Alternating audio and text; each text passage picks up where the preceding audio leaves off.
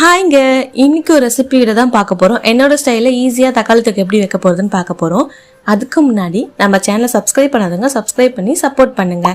இப்போ வாங்க வீடியோக்குள்ளே போவோம். ஃபஸ்ட்டு ஒரு பேன் வச்சுக்கிட்டு எண்ணெய் காஞ்சதுக்கப்புறம் கொஞ்சமாக சோம்பு கொஞ்சமாக வெந்தயம் போட்டுட்டு அதுக்கு பொரிஞ்சதுக்கப்புறம் 2 மீடியம் சைஸ் வெங்காயத்தை இது கூடவே ஆட் பண்ணிக்கலாம். 2 பச்சை மிளகா, ஒரு கொத்து கருவேப்பிலை எல்லாத்தையும் ஒன்றா போட்டு வதக்கிட்டு அதுக்கப்புறம் 5 நல்லா பழமான தக்காளியாக நான் எடுத்திருக்கேன். இந்த தக்காளி தொக்குக்கு நல்லா பழமாக இருக்கணும். அதையுமே இது கூடவே ஆட் பண்ணிவிட்டு அதுக்கப்புறம் கொஞ்சமாக மஞ்சள்தூள் கொஞ்சமாக உப்பு ஆட் பண்ணி வதக்கிட்டணும். இந்த ஸ்டேஜில் மஞ்சள் உப்பும் போட்டால் சீக்கிரமாக வதங்கிடும். இது என்னோட வீடியோ பார்க்குறவங்களுக்கு தெரியும். மூடி போட்டுட்டு ஒரு 5 நிமிஷம் நீங்கள் அப்படியே விட்டுட்டிங்கன்னா நல்லாவே வதங்கிடும். அந்த கேப்பில் நான் முட்டை வேக வச்சிட்டேன். ஸோ இந்த தக்காளி தொக்குக்கு அவிச்ச முட்டை நல்லாவே இருக்கும். அது வேக போட்டுட்டு அதுக்கப்புறம் ஓப்பன் பண்ணி பார்த்தீங்கன்னா தக்காளி தொக்கு ரெடி ஆகிடும். என்னடான்னு பார்க்குறீங்களா? நான் இந்த கேப்பில் என் பையன் ரொம்பவே என்னை டார்ச்சர் பண்ணிட்டான்.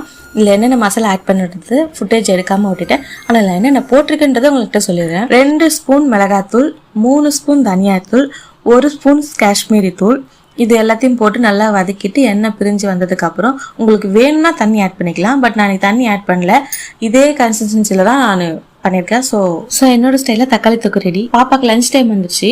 தம்பிக்கும் சாப்பாடு ரெடி பண்ணிவிட்டு பாப்பாவுக்கு ஃபஸ்ட்டு கொடுத்து நீ சாப்பிட்டு அதுக்குள்ளே நான் தம்பி கூட்டிடுறேன்னு சொன்னேன். நான் தம்பி கூட்டி முடிச்சதுக்கப்புறம் அவங்க இன்னும் சாப்பிட்டே இருக்காங்க. ஸ்கூலுக்கு வேறு போகணும் இல்லையா, டைம் ஆகுது. அதுக்கப்புறம் அவங்களுக்கும் நான் ஊட்டி விட்டதுக்கப்புறம் போதும் சொன்னாங்க. கடைசி வாய் சத்து வாயின்னு சொல்லி ஃபோர்ஸ் பண்ணி ஊட்டி விட்டுட்டேன். ஸ்கூலுக்கு டைம் ஆகிடுச்சு. ஸோ அவ்வளோதான். இது ரெசிபி வீடியோன்னு சொல்லி நான் இதை எல்லாத்தையுமே காமிச்சிருப்பேன். கோச்சிக்காமல் பார்த்துட்டு பிடிச்சிருந்தா லைக் பண்ணுங்கள். அவ்வளோதான்.